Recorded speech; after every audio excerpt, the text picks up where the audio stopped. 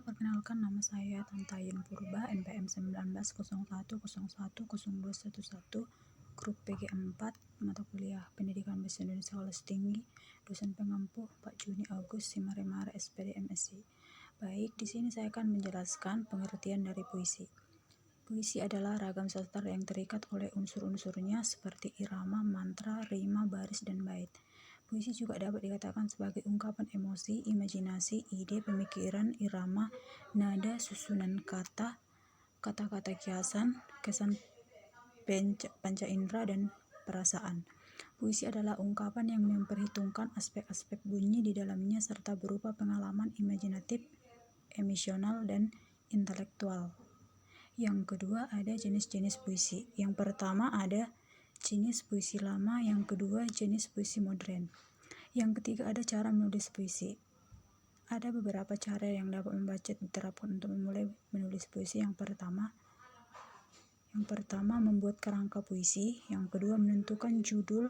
Penentuan judul di awal dapat mempermudah pembaca untuk membatasi ungkapan atau emosi yang ingin disampaikan melalui puisi. Yang ketiga, proses kreatif yang dapat pembaca memperoleh melalui pembaca referensi serta puisi atau berimajinasi. Nomor 4, ada manfaat puisi bagi anak SD. Yang pertama, mendengarkan dan baca puisi bisa membuat anak berlatih berimajinasi. Yang kedua, anak bisa mendapatkan psikologi. Yang ketiga, puisi akan membuat anak semakin banyak wawasannya. Yang keempat, menawarkan irama yang indah membuat Anda bisa menikmati puisi. Terus yang kelima, ada contoh puisi untuk anak-anak, yaitu puisi tentang sayang keluarga. Yang keenam, ada metode yang digunakan dalam topik puisi kelas 5, yaitu yang pertama metode yang saya gunakan yaitu metode picture and picture atau menggunakan gambar. Yang kedua, media yang saya gunakan untuk mengajarkan topik puisi yaitu mengajak anak-anak untuk mengamati gambar kupu-kupu, gambar taman, lingkungan alam. Yang C, pendekatan yang saya gunakan dalam untuk mengajarkan puisi yaitu pendekatan pada langkah pelaksanaan. Siswa mengamati gambar yang telah dipilih kemudian mengungkapkan apa yang dilihat dan diamati dalam puisi yang tulisannya. Yang 4, ada alasan saya untuk memilih metode, media, dan pendekatan tersebut karena si anak akan lebih terangsang dalam berekspresi yang dituangkan dalam metode gambar untuk membuat puisi dan cara pengamatannya dan gambar yang sudah disediakan oleh guru di kelas. Baik, terima kasih. Itulah penjelasan yang bisa saya sampaikan mengenai pembelajaran puisi. Cukup sekian saya ucapkan, sekian dan terima kasih.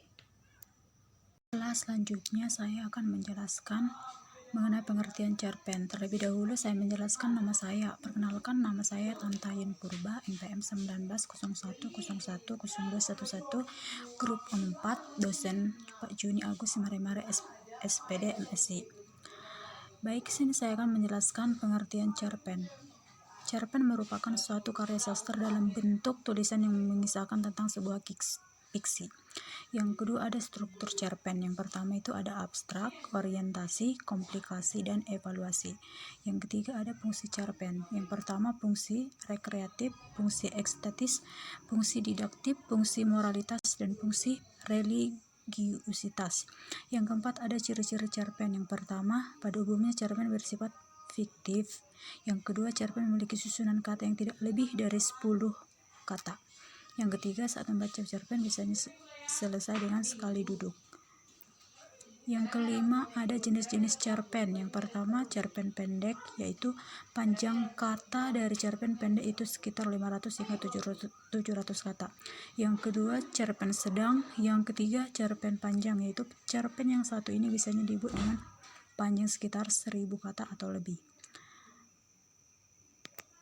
Baik, itulah penjelasan mengenai cerpen yang bisa saya sampaikan. Dan selanjutnya ini ada disebut tugas kedua. Metode yang saya gunakan dalam topik cerpen yaitu cooperative learning. Media yang saya gunakan yaitu media bergambar. Pendekatan yang saya gunakan yaitu belajar dengan kartu gambar yang memberikan kesempatan kepada siswa untuk aktif belajar dengan cara mengubah metode pembelajaran yang berpusat pada guru teacher oriented menjadi berpusat pada siswa atau student oriented. Alasan saya memilih metode, media, dan pendekatan ini karena media kartu bergambar pada menu menulis kreatif, cerpen akan mengaktifkan siswa untuk turut berpartisipasi dalam penulisan cerpen. Media kartu bergambar dibuat lebih menarik dan lebih mudah untuk diamati. Gambar yang ada pada media ini juga seringkali dijumpai siswa pada kehidupan sehari-hari. Baik, terima kasih. Itulah penjelasan mengenai pembelajaran cerpen yang bisa saya sampaikan. Saya ucapkan sekian dan terima kasih.